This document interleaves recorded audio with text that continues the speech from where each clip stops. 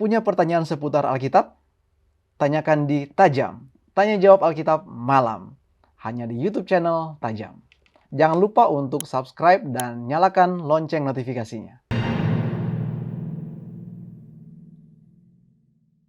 Tigris Liong. Shalom, selamat malam Pendeta Sabuin. Mau tanya, mengapa Elisa, seorang nabi, tidak bisa menahan diri mengutuk anak-anak, dan Tuhan pun sepertinya menyetujuinya? Itu terdapat dalam 2 Raja-Raja 2 ayat 23 dan 24. Mohon penjelasannya, Tuhan Yesus memberkati. Baik, kita bacakan Pendeta kisahnya. 2 Raja-Raja 22 dan 23 dan 24. Elisa pergi dari sana ke Betel, dan sedang ia mendaki, maka keluarlah anak-anak dari kota itu, lalu mencemoohkan dia serta berseru kepadanya, "Naiklah botak, naiklah botak." Lalu berpalinglah ia ke belakang, dan ketika ia melihat mereka, dikutuknyalah mereka demi nama Tuhan. Maka keluarlah 2 ekor beruang dari hutan, lalu mencabik-cabik dari mereka 42 orang anak. Demikian Pak Pendeta. Terima kasih untuk pertanyaan ini. Ada banyak cerita di dalam Alkitab yang pada waktu kita baca itu adalah sudah merupakan bahagian akhirnya.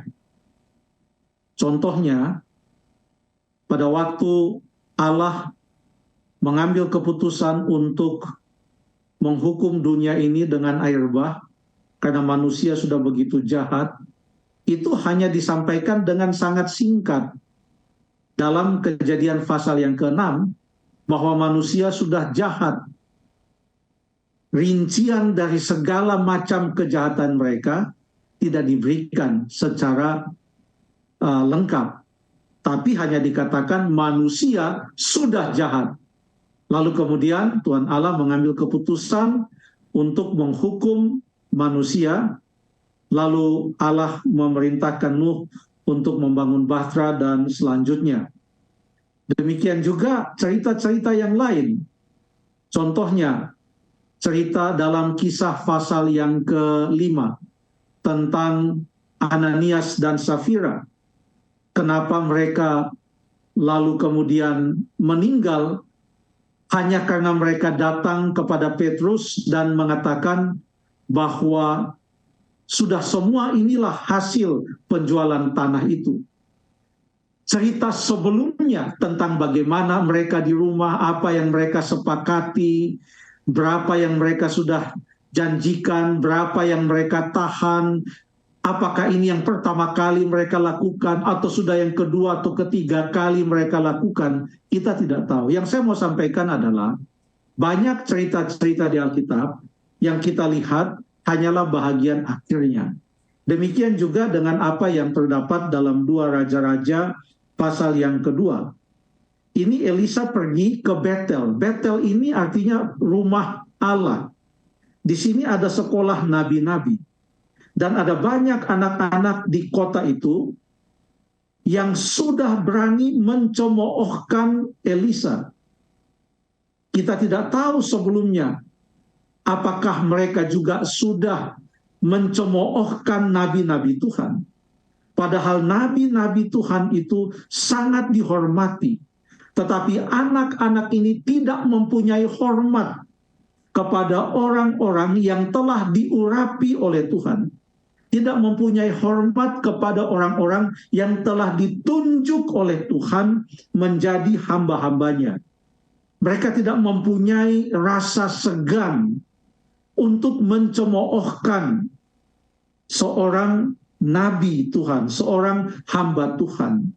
Nampaknya ini bukanlah yang pertama kali mereka lakukan. Kisah mereka sebelumnya hanya Tuhan yang tahu.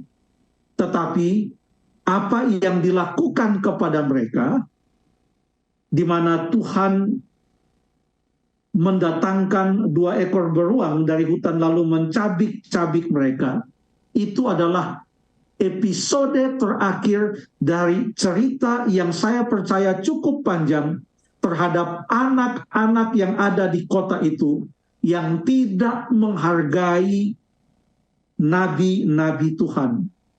Karena pada saat itu banyak juga orang-orang Israel yang menolak akan nabi Tuhan. Anak-anak ini pun melakukan seperti itu. Allah mau menyatakan bahwa siapa yang ia telah pilih sebagai utusannya, sebagai nabi, sebagai hambanya pada saat itu, harus dihormati dan didengarkan.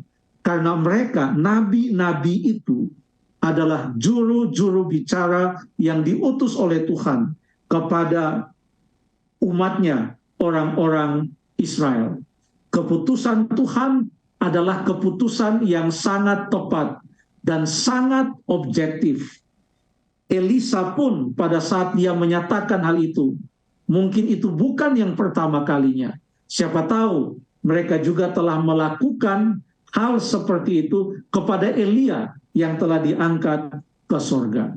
Jadi ini adalah episode terakhir dari suatu rangkaian cerita, dan apa yang kita lihat hanyalah kesimpulannya dalam kehidupan dari anak-anak yang tidak hormat kepada utusan-utusan Tuhan. Terima kasih.